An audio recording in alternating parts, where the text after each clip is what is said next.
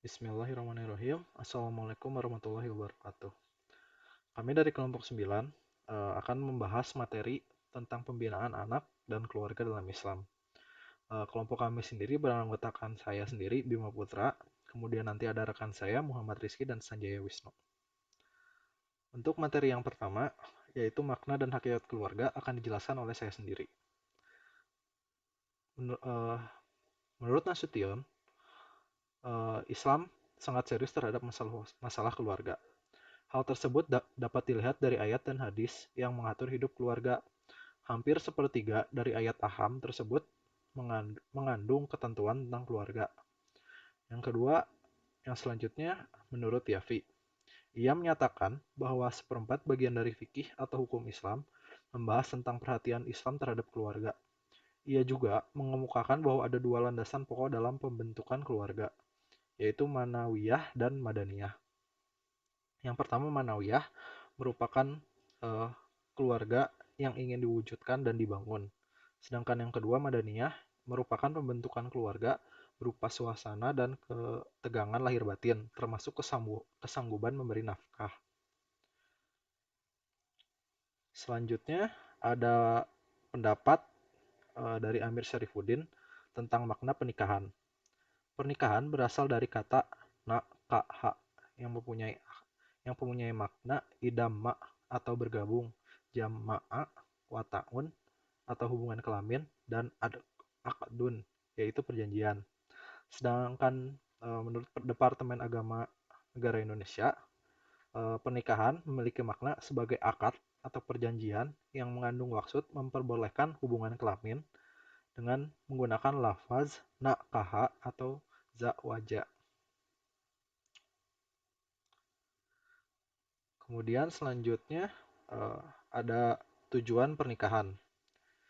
Tujuan pernikahan dan tujuan pernikahan dalam Islam. Yang pertama, tujuan pernikahan sangat luas, meliputi meliputi melahirkan keturunan, mencintai, mendukung, menghibur, menuntun, mendidik, menolong, dan menemani.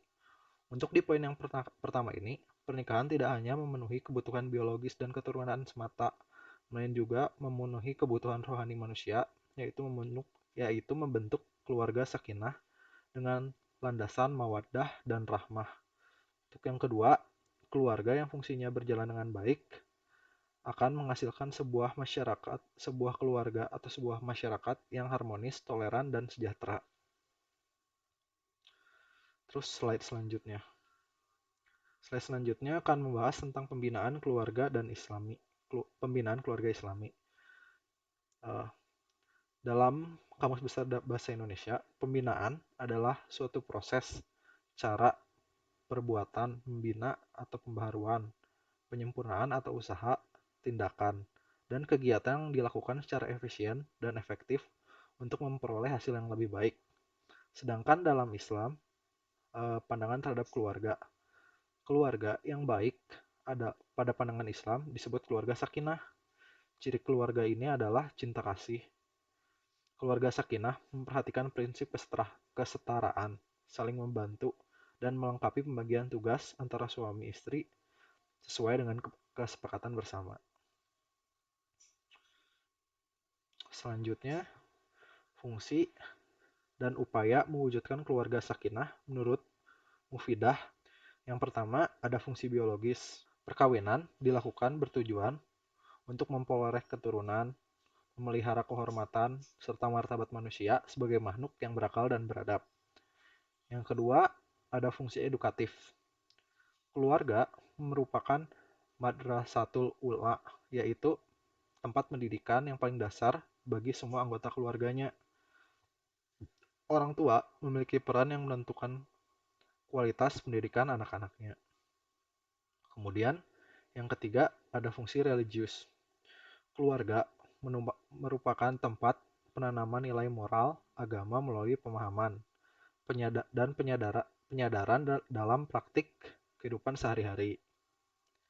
Terus untuk fungsi yang keempat ada fungsi protektif. Keluarga merupakan tempat yang paling aman untuk dijadikan perlindungan dari gangguan yang bersifat internal atau eksternal. Terus kemudian yang kelima ada fungsi sosialisasi. Fungsi sosialisasi ini berkaitan dengan upaya mempersiapkan anak menjadi masyarakat yang baik, mampu memegang norma-norma baik di dalam keluarga maupun masyarakat.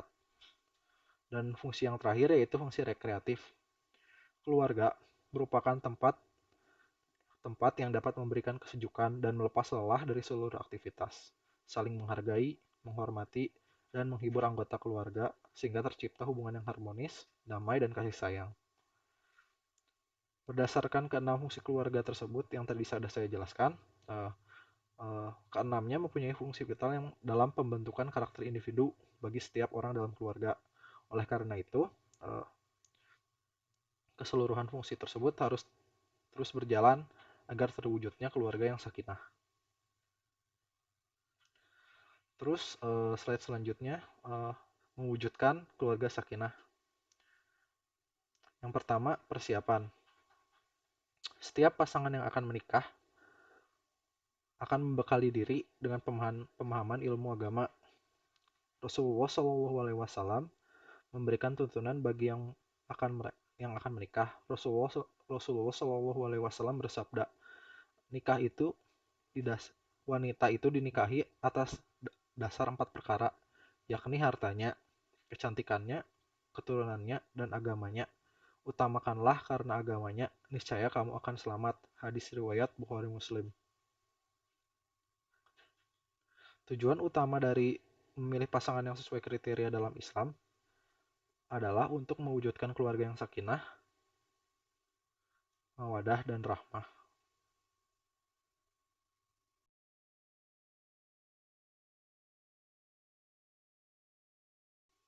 Setelah persiapan, tahapan selanjutnya adalah mengkhitbah atau tunangan atau meminang.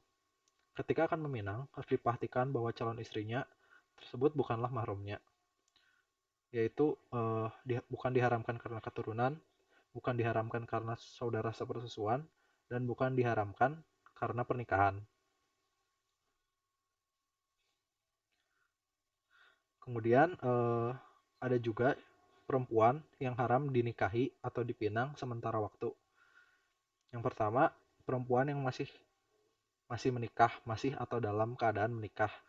Kedua, mantan istri yang telah ditalak atau ditalak bain kubra, kecuali apabila telah dinikahi oleh laki-laki lain. Yang ketiga, perempuan yang masih mahram dengan istri atau saudara istri. Keempat, perempuan yang tidak seagama.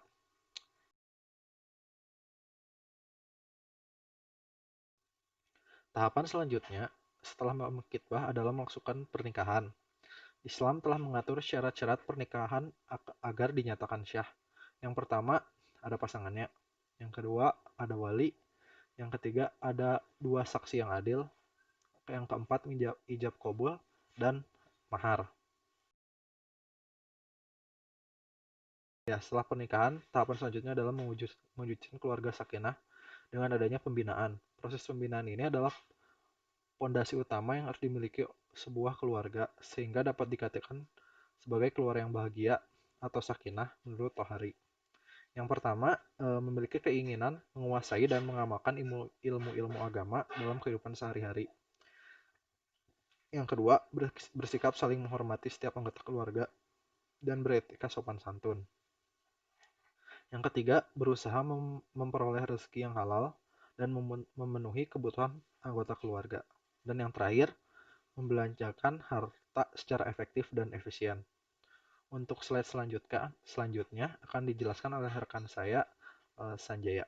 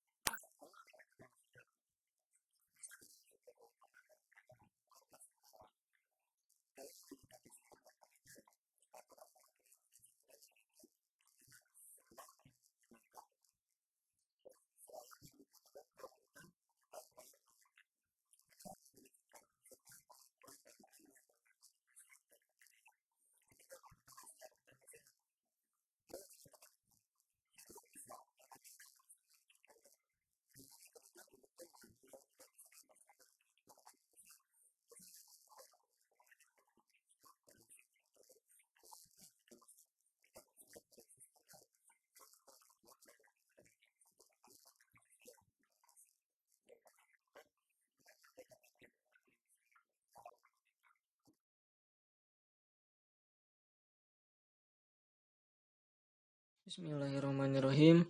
Saya Muhammad Rizky Maulidan. Di sini saya akan menyampaikan materi mengenai pembinaan terhadap anak menurut Abdullah Nasiulwan. Yang pertama adalah keimanan. Langkah yang harus dilakukan dalam menanamkan keimanan adalah dengan membuka kehidupan sang anak melalui ucapan La ilaha illallah, memperkenalkan mengenai keimanan, konsep ketauhidan, halal dan haram, kaifiat beribadah, bagaimana mencintai Rasulullah, keluarga Rasulullah, dan Al-Quran. Dengan keimanan, maka sang anak akan mampu menjalani kehidupannya dengan baik dan benar, sesuai tuntunan ajaran Islam. Yang kedua adalah akhlak. Penanaman perilaku mulia ini meliputi pembiasaan budi pekerti, sopan santun, menjaga rahasia, berperilaku jujur, menjaga kepercayaan, serta menjauhi sifat dengki. Pendidikan akhlak ini mempunyai cakupan yang luas, yaitu meliputi segala sesuatu yang berkaitan dengan kebaikan dan kebenaran. Selanjutnya adalah fisik. Pembinaan fisik, anak diarahkan untuk senantiasa bergairah, memiliki fisik yang kuat, sehat, dan bersemangat. Cara yang dapat dilakukan diantaranya adalah memberikan makanan yang halal dan thayyib bagi sang anak, menjaga kesehatannya, mengobatinya saat sakit, serta membiasakannya untuk berolahraga. Selanjutnya adalah rasio. Pembinaan rasio atau akal ini penting agar anak memiliki bekal ilmu pengetahuan yang memadai dalam menjalani kehidupannya. Pendidikan rasio sejatinya mampu meningkatkan dan mengembangkan kemampuan intelektual sang anak, entah itu dalam bidang ilmu alam, sosial, ataupun humaniora. Selanjutnya adalah psikis. Pembinaan psikis atau kejiwaan ini adalah media untuk membentuk dan menyempurnakan kepribadian sang anak. Anak yang terbina psikisnya secara benar, maka akan tertanam dalam dirinya sikap berani, percaya diri, mengendalikan diri, serta menyenangi akhlak mulia. Selanjutnya adalah sosial. Pembinaan sosial dilakukan dengan melibatkan anak dalam kehidupan bermasyarakat. Sang anak dikenalkan dengan lingkungannya, tentang bagaimana ia bergaul dengan benar, berbuat baik, menyayangi sesama, menerima perbedaan, menghormati yang lebih tua, menghargai yang lebih muda, serta memenuhi hak dan kewajiban dalam kehidupan bermasyarakat. Yang terakhir adalah seksual.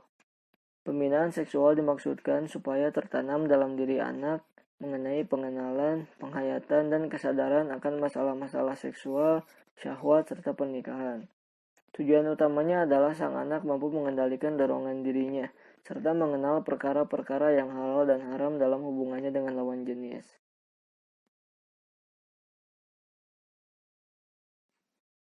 Materi selanjutnya adalah mengenai kewajiban orang tua terhadap anak. Secara umum, kewajiban orang tua adalah menjaga diri dan anggota keluarganya dari sentuhan api neraka.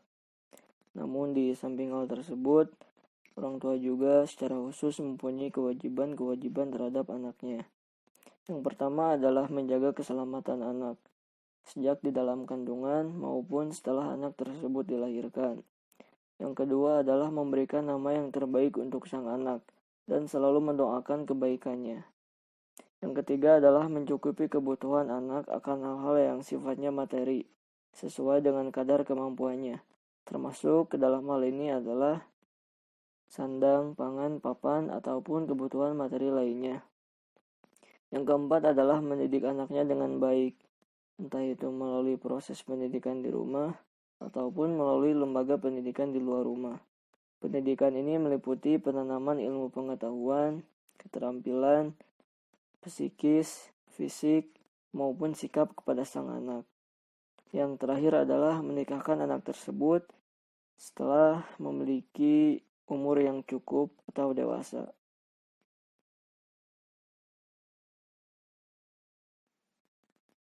Materi selanjutnya adalah mengenai kewajiban anak terhadap orang tua. Di antara yang paling berjasa dalam kehidupan anak adalah orang tua. Sang anak mungkin tidak bisa memilih mau dari orang tua mana dia dilahirkan. Namun begitu, sang anak sejatinya menerima kondisi apapun orang tuanya. Tidak banyak mengeluh karena rasa sakit yang dirasakan ibu ketika mengandung dan melahirkan. maupun letih yang dirasakan sang ayah ketika menafkahi keluarga tidak akan pernah bisa dibalaskan oleh sang anak. Oleh karena itu, ada beberapa kewajiban yang harus dilakukan oleh anak terhadap orang tuanya. Yang pertama adalah mematuhi kedua orang tua. Yang kedua, senantiasa memuliakan orang tua. Yang ketiga, selalu berkata dengan baik dan lemah lembut di hadapan orang tua. Yang keempat adalah merendahkan diri dan selalu mendoakan kedua orang tua. Dan yang terakhir adalah di saat mereka wafat, berusaha untuk selalu berada di sampingnya, menemani di akhir hidupnya, mengurus jenazahnya dengan cara memandikannya, mengkafani, menyolatkan, serta menguburkan jasadnya ke liang lahat.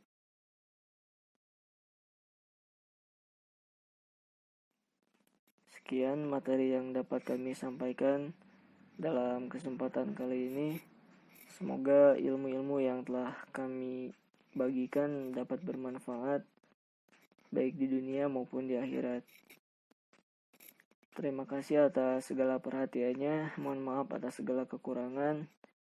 Wabillahi taufiq wal hidayah. Wassalamualaikum warahmatullahi wabarakatuh.